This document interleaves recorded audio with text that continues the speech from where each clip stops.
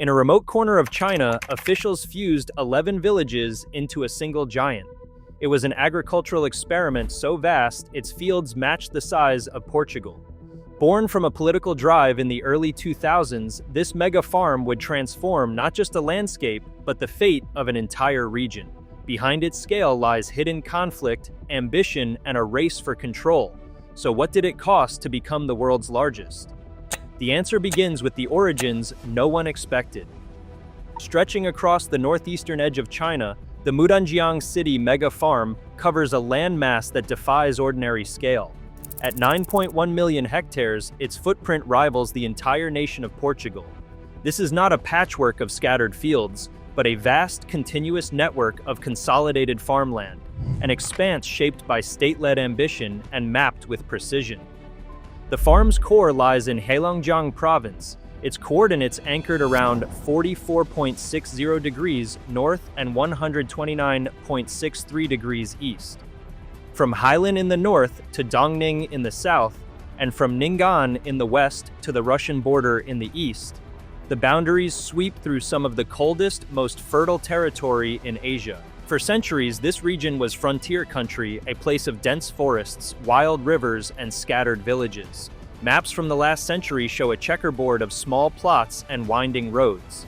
Today, satellite images reveal a transformed landscape, geometric fields, enormous barns, and straight lines stretching to the horizon. Provincial land use records confirm the consolidation. Millions of hectares once farmed by families now managed as a single coordinated agricultural zone. The shift is so dramatic that older black and white photos seem to belong to another world entirely. This scale is not a quirk of geography, but the result of deliberate planning. The mega farm's borders are drawn by government decree and land bureau maps, not by fences or hedgerows. Its territory is defined as much by policy as by soil. The sheer magnitude of this operation raises a simple question: who has the authority and the resources to command a farm the size of a country? In 2011, a new proposal landed on the desk of the provincial leadership. Zhang Yujie, a determined agribusiness manager, outlined a plan that would reshape the region's future to unify the scattered farmland under a single modern dairy operation. The vision called for joint capital from state enterprises and private investors, betting on the promise of industrial-scale agriculture. Official documents from the early 2000 years show a clear shift. China's strategy was moving away from smallholder farming, aiming to secure food supplies and compete on the global stage. The timing was no accident. As Western sanctions hit Russia in 2014, a sudden gap appeared in the Russian dairy market. Internal memos and trade reports reveal how Chinese officials and business leaders saw opportunity in the crisis, accelerating the farm's expansion to serve both domestic and export demand. Negotiations with Russian partners brought in hundreds of millions in new investment, transforming the project from regional experiment to international powerhouse. But ambition came at a cost. County Land Bureau records detail the reclassification of over 9 million hectares, with 11 villages swept into the new boundaries. Some elders recall heated meetings in village halls, where compensation offers clashed with memories of ancestral land. Testimonies collected in rural media hint at resistance. Some families accepted payouts, others felt forced to leave. The paperwork legitimized the process, but the sense of loss lingered. As bulldozers arrived and surveyors marked new lines, the old landscape faded, replaced by the promise and uncertainty of a new agricultural era. Inside the main rotary hall, the pace never lets up. A 60-station carousel spins with mechanical certainty, each cow stepping on for its 8-minute turn. The system works around the clock, 3 shifts a day, cycling through 13,500 cows in a single 24-hour period. Automation drives every step.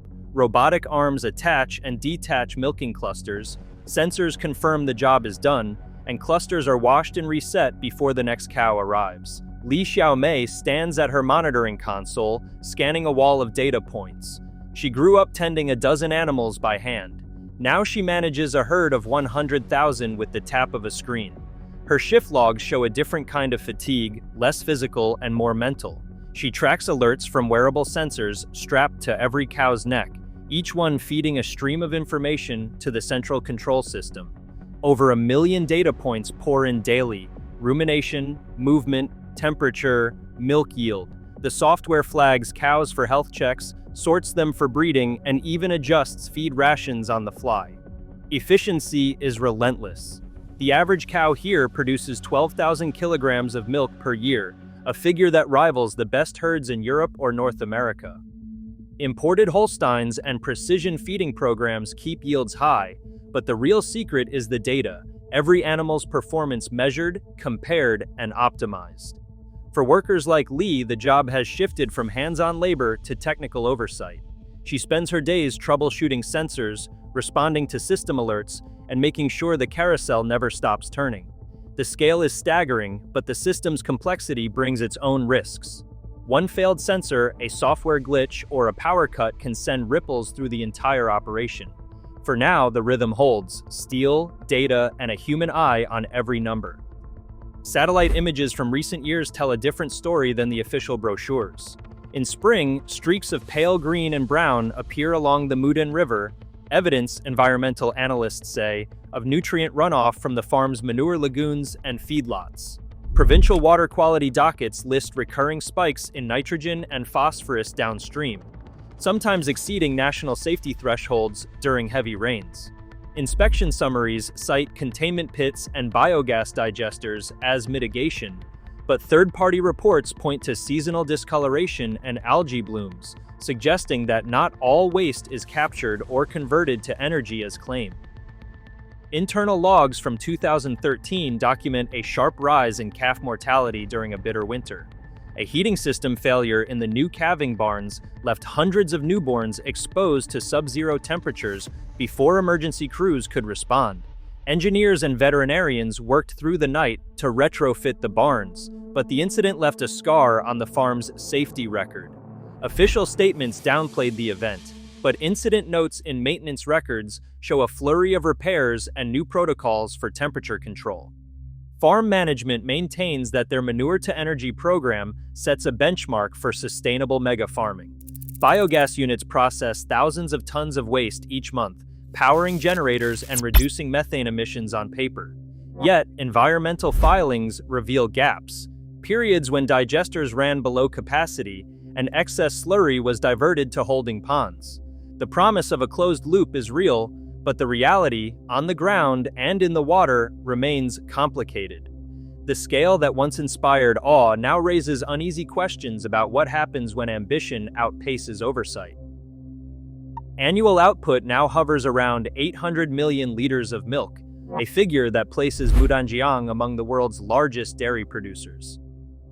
Financial filings reveal that much of this growth rides on generous state subsidies and waived interest loans from the China Agricultural Development Bank, with some years listing support packages in the tens of millions.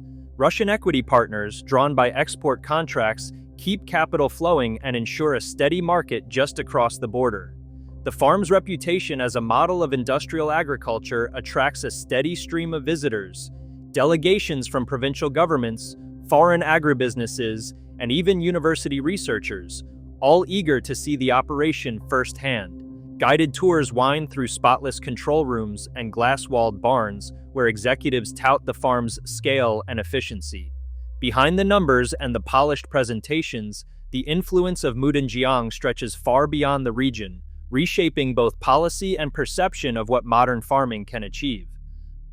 A new chapter is being written not just in the barns, but in the public imagination. Marketing teams now flood social media with images of spotless milking halls and sunlit fields, carefully curated to counter doubts about industrial milk. WeChat and Douyin campaigns tout the farm's achievements, linking efficiency with national pride and food security. At local supermarkets, QR codes on milk cartons promise full traceability, inviting consumers to scan and see the journey from cow to shelf. Behind the scenes, plans are underway for a rooftop solar array, part of a broader push to showcase renewable energy and environmental responsibility. Brochures outline a roadmap for carbon reduction, solar panels, upgraded digesters, and claims of a greener future. Yet for every polished press release, questions remain. Can technology and branding truly balance the environmental and social costs of farming at this scale? The story, for now, remains unfinished. Today, the world's largest dairy complex stands as both a promise and a warning. As global food demands soar, industrial agriculture shapes what lands on every table and at what cost. The choices made here echo far beyond these fields. What future are we really building? Share your thoughts below.